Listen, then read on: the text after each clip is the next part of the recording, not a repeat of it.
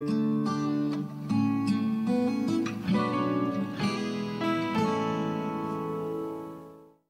거룩한 삶을 살라 이런 주제를 가지고 말씀을 나누는 5번째 시간입니다.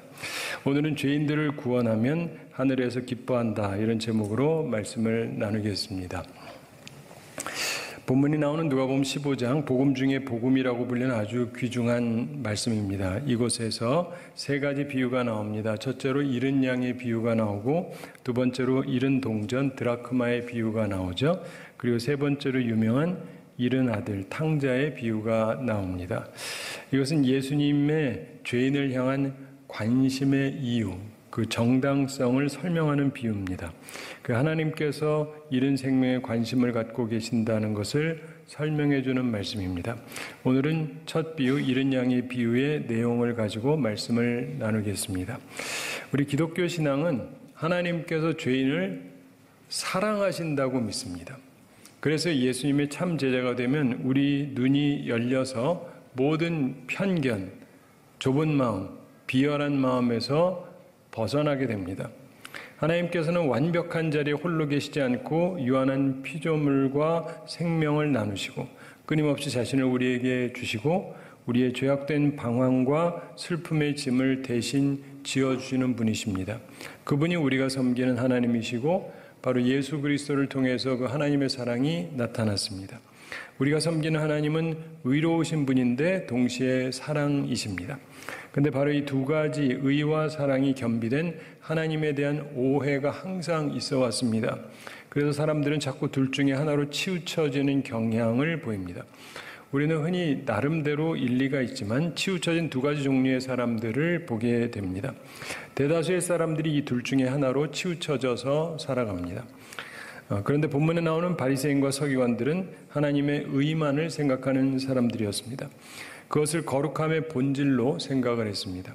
그래서 주님께서는 의와 더불어 사랑의 요소를 말씀하고 계시는데 우리는 거룩한 삶을 의의 관념으로만 보는 바리새인의 관점, 그리고 의와 사랑을 겸한 관점으로 보는 예수님의 관점을 통해서 하나님을 기쁘시게 하는 삶의 관점을 갖게 되기를 원합니다. 우선 거룩한 삶을 의의 관념으로만 보던 바리새인과 서기관들에 대해서 살펴보겠습니다. 하나님의 의만 생각하는 사람들은 거룩함에 대해서 오해를 하기가 쉽습니다. 의로움만 생각하는 사람들은 죄인에 대해서 3가지 치우쳐진 생각을 하는 경향이 강합니다. 우리가 주의해야 되는데 첫째로 접촉을 피합니다. 접촉을 피한다. 거룩함을 위해서 중요한 것은 접촉을 피하는 거라고 생각을 합니다. 바리새인들은 사소한 율법의 조항을 지키지 않는 사람들하고 모든 접촉을 피하려고 했습니다. 오늘 보면 1절 함께 읽어보겠습니다. 모든 세리와 죄인들이 말씀을 들으러 가까이 나오니. 아멘. 예수님 말씀을 들으려고 모든 세리와 죄인들이 가까이 나옵니다. 이걸 바리새인들이 싫어했던 것입니다. 물론 거룩함을 위해서 접촉을 피해야 하는 측면이 있긴 합니다. 그러나 이들은 너무 의만을 생각해서 접촉을 너무 꺼리기 때문에 회개하는 죄인에 대해서도 접촉을 꺼렸습니다. 하나님 앞에 돌아오는 회개한 심령조차도 거부했던 것입니다. 이것은 반쪽 거룩함인 것입니다. 우리 모두는 지위가 있든 없든 나름대로 영향력을 가지고 있습니다. 근데 중요한 것은 내가 남에게 영향을 주느냐 주지 않느냐가 아니고요. 영향은 다 주는 거거든요. 따라서 정말 중요한 것은 내가 어떤 종류의 영향을 주는 사람인가 하는 것이 중요한 것입니다. 바리새인과 서기관들의 의는 다른 사람을 변화시키는 선한 영향을 전혀 끼치지 못하는 것이었습니다. 참된 거룩함은 예수님처럼 좋은 변화를 일으키는 것입니다. 생명이 없는 의는 좋은 변화를 일으킬 수 없습니다. 의로움만 생각하는 사람의 둘째 특징은 죄인의 멸망을 고대한다는 것입니다. 죄인의 멸망을 고대한다. 이들은 죄인을 미워하기 때문에 그들이 멸망당하기를 원합니다. 본문 2절 함께 읽어보겠습니다. 바리새인과 서기관들이 수군거려 이르되 이 사람이 죄인을 영접하고 음식을 같이 먹는다 하더라. 아멘. 바리새인과 서기관들은 죄인의 멸망을 고대하기에 그들을 영접하고 음식을 같이 먹는 것을 비판한 것입니다. 이들은 사랑이 없기 때문에 죄인이 회개하는 것을 원하지 않습니다. 회개하고 구원을 얻기보다 그들이 죄 가운데 그냥 멸망당하기를 원합니다. 여러분은 어떤지 생각해 보세요. 여러분이 아는 그 죄인이 회개하고 구원받기를 원하세요? 아니면 그 죄인이 그대로 빨리 멸망하기를 바라십니까? 스스로 잘 생각을 해보세요. 엄격한 유대인들은 죄인이 한 사람이라도 회개하면 하늘에 기쁨이 있다 이렇게 말하지 않았습니다. 죄인이 한 사람이라도 하나님 앞에서 말살되면 하늘에서 기쁨이 있다 이렇게 말했어요. 예수님은 거기에 대해서 전혀 반대 얘기를 하고 계시는 것입니다. 너무 의만 생각하는 사람들은 이렇게 치우쳐진 생각을 하면서 살아갑니다. 죄인의 회개보다 죄인의 멸망을 고대합니다. 이것은 온전한 거룩함이라고 말할 수 없는 것입니다. 의로움만 생각하는 사람들의 셋째 특징은 회개하는 죄인을 구하는 사람도 미워하는 거예요. 회개하는 죄인, 이런 사람을 구하는 사람을 또 미워합니다. 본문 1, 2절 내용이 바로 그것입니다. 죄인을 구하려는 예수님을 비난합니다. 미워합니다. 이들은 죄인을 꺼리고 그들이 회개하는 것도 원하지 않습니다. 따라서 누군가 그들을 회개하도록 이끌고 구원을 얻는 길로 인도하는 것조차 싫어합니다.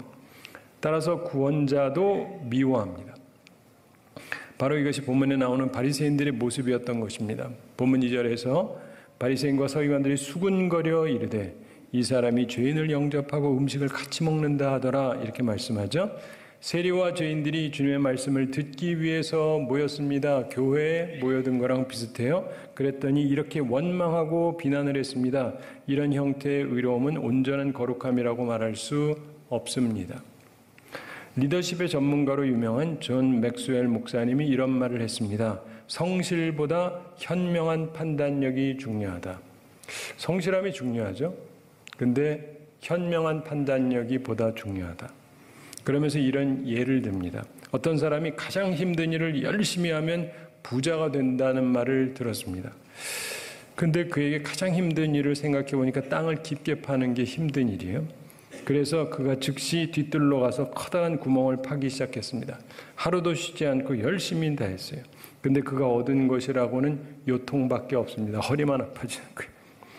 부자가 된 것은 결코 아니었습니다. 그는 정말 열심히 일했습니다. 성실하게 일했습니다. 그러나 부자가 된 게 아니었습니다. 왜 그렇습니까? 현명한 판단력이 없는 상태에서 무작정 일한다고 되는 게 아니죠. 성실보다 현명한 판단력이 중요합니다. 참 의미 있는 이야기입니다. 마찬가지로 바리새인과 서기관들은 잘못된 판단을 가지고 성실하게 주님을 비난을 했어요. 어리석은 일이었습니다. 나는 어떤가 한번 생각해 보시기 바랍니다. 오늘날에도 거룩하게 살라는 말씀을 잘못 이해해서 분리를 위한 분리, 영향력은 하나도 없는 의, 사람의 구원에는 관심이 없는 차가운 의를 품고 사는 사람들이 있습니다. 꽤 많습니다. 혹시 나는 그런 사람이 아닌가 잘 점검해 보시기 바랍니다. 사실 우리 모두에게 이런 요소가 가끔 나타나고는 하는데 우리의 마음이 냉랭하지는 않은지 잘 점검해 봐야 됩니다. 우리의 마음은 우리 주님의 마음처럼 따뜻해야 하는 것입니다. 우리 주님의 전도 활동의 주요한 특징 중에 하나가 소외된 자들에 대한 관심과 사랑이었습니다. 바리새인들과 서기관들은 그들을 사랑하지 않았습니다. 비웃고 저주했습니다. 그러나 주님께서는 소외된 자들을 사랑하셨습니다. 예수님께서는 죄인을 구하러 오신 분입니다. 그리고 주님에게는 의와 사랑이 겸비되어 있었습니다. 예수님의 구원에는 세 가지 요소가 담겨 있습니다. 우리가 꼭 기억해야 될 점입니다. 그 첫째가 뭐냐면 죄인임을 인정하는 것입니다. 죄인임을 인정하는 것이다. 예수님께서는 죄인을 죄인이라고 규명하셨습니다. 본문 7절 함께 읽어보겠습니다. 내가 너희에게 이르노니 이와 같이 죄인 한 사람이 회개하면 하늘에서는 회개할 것 없는 의인 99으로 말미암아 기뻐하는 것보다 더하리라. 아멘. 예수님께서는 죄인을 죄인 아니다라고 하지 않았습니다. 죄인을 죄인이라고 칭하셨어요. 이 굉장히 중요합니다. 이게 하나님의 의로움을 뜻하는 거예요. 사람들은 흔히 죄인을 마치 의인인 것처럼 말합니다. 그것은 잘못된 접근 방법입니다. 악인을 착하다고 말하는 것은 하나님께서 싫어하시는 것입니다. 예수님께서 십자가상에서 돌아가신 것도 우리가 죄인이기 때문입니다. 죄인이 아니라면 예수님이 뭐하러 십자가에 달려 돌아가십니까?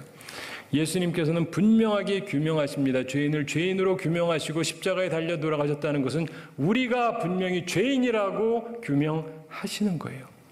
분명한 규명을 통해서 구원의 역사를 이룩하셨습니다. 우리 삶에서 잘못된 것은 잘못된 것으로 인정하는 것이 매우 중요합니다. 그래야 구원의 역사가 제대로 시작될 수 있기 때문에 그렇습니다. 주님의 구원 사역의 시작은 죄인임을 인정하는 것이었습니다. 즉 하나님의 의에서 시작이 되는 것입니다. 주님의 구원 사역의 두 번째 중요한 점은 잃은 자를 찾으시는 것입니다. 잃은 자를 찾으시는 것. 예수님께서는 세리와 모든 종류의 죄인들 가운데서 잃은 자를 찾으셨습니다. 이것은 주님의 사랑을 뜻하죠. 오늘 본문에서 예수님께서는 잃은 양을 찾는 비유를 통해서 주님의 사랑을 표현하십니다.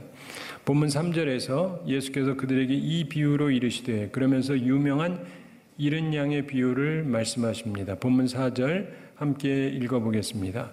너희 중에 어떤 사람이 양 100마리가 있는데 그 중에 하나를 잃으면 99마리를 들에 두고 그 잃은 것을 찾아내기까지 찾아다니지 아니하겠느냐. 아멘. 참고로 이 말씀에 대해서 저는 어려서부터 참 많이 들었어요. 교회 다니는 분들은 무지 많이 듣고 교사 선생님들도 그렇고 전도사님도 그렇고 목사님도 그렇고 하도 말씀을 많이 하시는데 그중에 저한테 제일 이상한 게 뭐냐면 99마리를 들에 두고 갔다. 그건 그렇다 치는데 그거를 너무너무 강조들 하시는 거예요. 99마리를 그냥 내버려 두고 한 마리 찾으러 갔다. 여기에 자꾸 초점을 두시는데 들을 때마다 이상한 거예요. 99마리는 뭔가? 우리가 99마리면 내버려 두고 가신 거잖아요. 그래서 어려서부터 항상 들을 때마다 약간 불편해요. 그러나 주님이 그러신 분이라니까 뭐 어쩌겠습니까? 그런가 보다 했죠. 근데 제가 이제 성장하고 신학교도 다니고 공부도 하고 저 스스로가 연구도 하고 쭉 살피다가 발견한 게 있어요. 잘못된 정보입니다.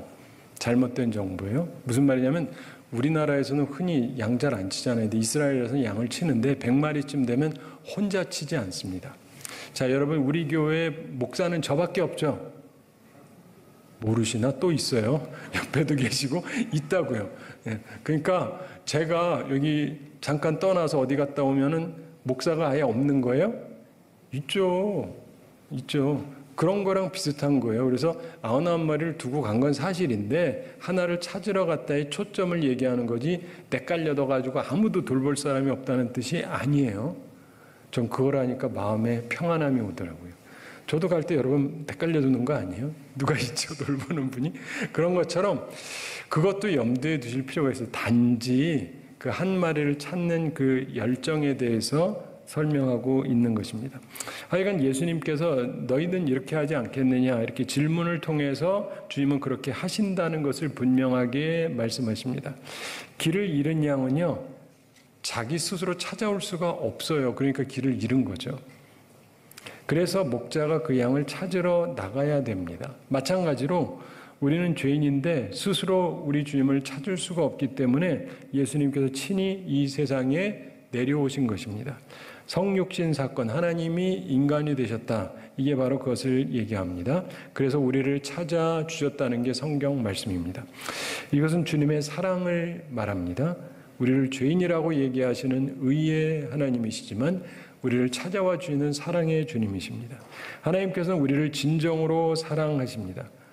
그걸 우리도 기억하고 본받아야 하는 것입니다. 잃은 양을 찾아가야 합니다. 지발로 오라가 아니라 지발로 못 오니까 잃은 양이에요. 그러니까 가서 데리고 오셔야 됩니다. 데리고 오셔야 됩니다. 감사합니다. 오래전에 영국 해군의 대령이었던 가디너라고 하는 사람이 있었습니다. 어느 주일 저녁에 술을 마시고 자기 방에 들어가서 조롱하려는 마음으로 기독교 군병이라는 책을 꺼내서 읽으려고 했습니다. 그런데 술에 취해서 책을 손에 들고 깊은 잠에 빠져들어갔습니다. 그런데 그러다가 그가 꿈을 꿨어요. 그가 들고 있는 책 위에 하늘로부터 밝은 빛이 내리비치면서 바로 그 위에 십자가에 달리신 예수 그리스도의 형상이 선명하게 나타나더랍니다. 그러면서 그가 똑똑하게 이런 음성을 들었습니다. 나는 너를 위하여 이같이 죽었다. 그런데 너는 나를 위해서 무엇을 해왔느냐? 넌 날 위해서 무엇을 해왔느냐? 그가 잠에서 깨어나서 회개하며 주님께 용서를 빌었고 새로운 사람이 되었습니다. 나는 주님을 위해서 무엇을 하고 있는가 한번 생각해 보시기 바랍니다. 그리고 헌신하여서 이 사람이 선교사가 되었습니다. 주님께서는 잃은 자를 찾으십니다. 우리도 예수님을 본받아서 잃은 양을 찾는 사람들이 꼭 되기를 바랍니다. 주님의 구원사역의 세 번째 중요한 점은 회개와 기쁨입니다. 회개와 기쁨. 동일한 것은 서로의 입장에 따라서 조금 다르게 표현되는 것이 있습니다. 동일한 것이지만 다르게 표현되는 게 있는데 하나님의 입장에서는 찾는 것, 그 사람 입장에서는 회개하는 것, 이게 동일한 것이라고 볼 수 있습니다. 하나님의 찾으심 앞에서 우리가 회개할 때 기쁨이 주어집니다. 이것은 주님과 우리가 함께 누리는 기쁨입니다. 본문 5절부터 7절에 보면은 회개와 기쁨에 대해서 말씀하고 있습니다. 여러 번 반복적으로 말씀하십니다. 5절에서 또 찾은즉 즐거워 어깨에 메고 이렇게 말씀합니다. 찾음의 즐거움, 즉 회개에 따른 기쁨을 말씀하고 있습니다. 우리가 강아지나 고양이를 잃어버렸다 찾았다.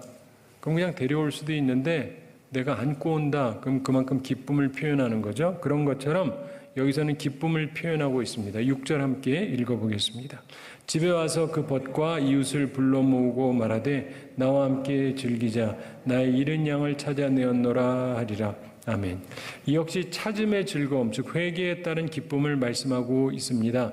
우리가 개나 고양이를 잃었다가 찾으면 사람들 불러서 잔치해요? 한다면 그만큼 기쁘다 이 얘기죠. 근데 주님은 기쁨이 그렇게 크다고 얘기하시는 것입니다.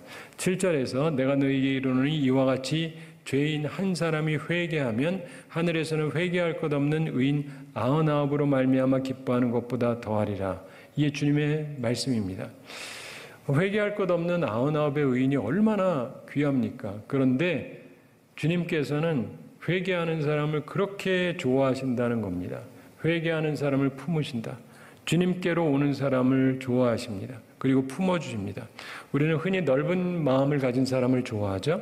모나지 않은 성격을 가진 사람을 좋아합니다.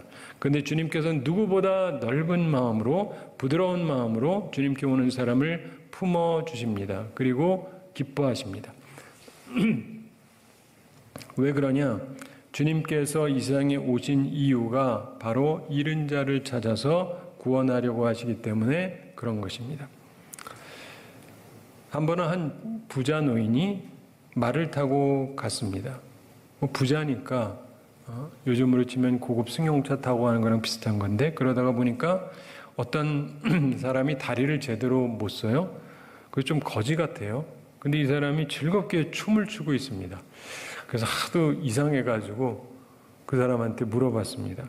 나는 돈도 많고 말도 있고 뭐 좋은 것도 많은데 춤출 일이 전혀 없는데 너는 무엇이 그렇게 기뻐서 춤을 추냐? 그랬더니 그 사람이 말하더랍니다. 뭐라 하냐면 제가 기뻐서 춤추는 이유가 세 가지가 있습니다. 첫째로 하나님께서 저를 창조하실 때 동물이 아니라 사람으로 만들어 주신 게 참 감사해서 감사하는 것이고 두 번째는 제가 절름발이 불구입니다. 그렇지만 세상에 나보다 더한 불구자가 많기 때문에 제가 기뻐서 그러는 것이고 세 번째로 세상에 나 부러워할 사람은 하나도 없지만 그래도 내가 죽으면 하나님 품 안에 있을 것을 생각하니까 천국 갈 걸 생각하니까 너무 기뻐서 춤을 추는 겁니다. 이러더랍니다. 사랑하는 성도 여러분, 여러분에게는 그 기쁨이 있습니까? 하늘의 기쁨이 넘치는 여러분의 마음이 되시기를 바랍니다. 무엇보다 죄인들을 구원할 때 우리가 또 그 기쁨을 누릴 수가 있습니다.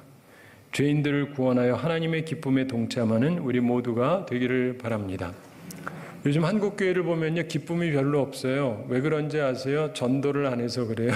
전도해서 사람이 구원 받잖아요. 그럼 기분이 무진장 좋습니다. 안 해보시면 몰라요. 해보셔야 합니다. 꼭 해보시기 바랍니다. 예수님께서는 구원의 방법을 사람들에게 열어주셨습니다. 우선 사람의 죄를 조금도 애매하지 않게 말씀하셨습니다. 죄인이라고 분명히 말씀하셨어요. 그러나 동시에 모든 죄를 위해서 하나님의 사죄의 길을 열어주셨습니다. 그래서 소외된 자들이 주님에게 가까이 따라왔고 그분의 말씀을 들었던 것입니다. 우리는 하나님을 기쁘시게 하기 위해서 사람을 변화시키는 사람이 되어야 됩니다. 내가 변화되어야 되고 또 사람들을 변화시켜야 됩니다. 예수님처럼 죄인들을 구원하는 사람들이 되어야 합니다. 힘이 들더라도 우리는 변화를 일으키는 사람이 되어야 하는 것입니다. 지난주에 말씀을 나누었듯이 우리는 물질적으로 남에게 사랑을 베풀어야 됩니다. 은밀하게 구제하는 사람이 되어야 합니다. 우리가 사는 이 세상은 미움과 이기심으로 가득 차 있습니다. 그러나 자기 재정이 좀 부족한 것 같아도 관용을 베푸는 사람이 있습니다. 그리고 어떤 사람은 철저하게 자기중심적인 사람이 있어요. 돈이 있어도. 그러나 희생을 감수하면서 다른 사람을 돌보는 헌신적인 사람도 있습니다. 우리는 그런 사랑을 나누는 사람들이 되어야 할 것입니다. 동시에 영적으로도 남에게 사랑을 베풀어야 됩니다. 죄인들을 구원하는 사람들이 되어야 합니다. 말씀을 마치기에 앞서서 한 가지 생각해 볼 일이 있습니다. 저나 여러분에게 사실 이 바리새인과 같은 요소가 있을 수가 있어요. 주의해야 되는데, 근데 왜 그러냐면은 어떤 면에서 자신이 없기 때문입니다. 변화시킬 자신이 없고 오히려 내가 물들 것 같아서 염려가 됩니다. 사실 우리는 세상을 변화시키기보다는 오염되는 것이 우리 형편이기 때문입니다.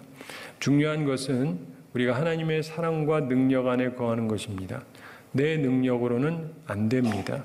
그러나 하나님의 사랑이, 하나님의 능력이 우리 가운데 함께 하시면은 모든 것이 가능한 것입니다. 사랑하는 성도 여러분, 혹시 믿음 생활 하시는 중에 목사나 다른 교우들의 손길이 직접 미치지 않는다 하더라도 예수님의 손길이 여러분과 함께 하신다는 것은 잊지 마시기 바랍니다. 우리 주님께서는 주님을 찾는 사람이라면 누구라도 찾아가셔서 교제하시는 분입니다. 여러분이 아무도 없이 홀로 식사를 할 때, 외로울 때, 그때 우리 주님께서 여러분과 함께 하십니다. 주님께서 함께 먹고 마셔 주십니다. 여러분이 영접하신다면. 그리고 혹시 숨은 죄가 있으십니까? 나를 죄인이라고 사람들이 손가락질하고 멀리할 때에도 우리 주님께서는 나와 함께 해주시는 분입니다. 말씀을 들으려 오면 영접하시는 분입니다. 내가 주님을 영접하기만 하면 우리 주님께서는 우리와 함께, 나와 함께 하십니다. 아무리 죄가 많아도, 아무리 죄가 커도 우리 주님께서는 여러분과 함께 식탁에 앉아 주십니다. 그러니까 외롭다고 하지 마시고 주님께서 우리와 함께 하신다는 것을 꼭 기억하시기 바랍니다. 주님이 우리 눈에 보이지는 않지만 믿음의 눈으로 바라보시기 바랍니다. 주님께서는 여러분과 교제하기를 원하십니다. 아무리 죄가 많아도 회개하기만 하면 주님께서는 영접해 주십니다. 주님께서는 여러분을 구원하기 위해서 이 세상에 오셨기 때문입니다. 여러분을 참으로 사랑하십니다. 그러니까 그 사랑을 이제부터는 매 순간 느끼면서 사시기 바랍니다. 식사를 할 때마다 함께 하시는 주님, 그 손길을 느끼시게 되기를 바랍니다. 또한 그러한 주님의 사랑을 우리도 또한 다른 사람에게 전달하는 그런 좋은 주님의 사람들이 다 되기를 바랍니다. 한 가지 이야기 말씀드리면서 오늘 말씀을 마치겠습니다. 위대한 전도자 D.L. 무디 목사님, 이분의 설교를 듣고 한 도둑이 양심의 가책을 느꼈어요. 우리로 치면 여기 도둑이 와 있다가 말씀 듣고 양심의 가책을 받았다, 뭐 이런 얘기예요. 그리고 회개하고 목사님을 찾아와가지고 자기 죄를 고백합니다. 그러면서 얘기합니다. 목사님, 제가 도둑이었는데 이제 도둑질했는데 이제부터는 도둑질해온 물건 다 팔아서 그걸 가지고 제가 장사를 하겠습니다. 그래서 돈을 벌어서 훔쳐온 주인들에게 모두 다 갚도록 하겠습니다. 나름대로 양심적인 생각이는 합니다만, 근데 D.L. 무디 목사님이 이렇게 권고를 했습니다. 다음에 벌어서 갚을 생각하지 마시고 우선 지금 있는 것으로부터 갚으십시오. 그리고 모자라는 것은 다음에 갚도록 하세요. 그 말을 듣고 이분이 순종을 했습니다. 이 도둑이 자기가 가지고 있는 모든 것을 주인들에게 돌려줬습니다. 모자란 것도 있죠. 모자란 것은 자기가 종이 되어서 섬기겠다고 눈물을 흘리면서 용서를 빌었답니다. 그랬더니 그 중에 한 주인이 그 사람을 긍휼히 여겨서 자기 재산을 나누어 주면서 장사를 하기에 도와줬답니다. 그리고 이 사람이 마침내 큰 사업가가 되었다고 합니다. 참 아름다운 이야기죠.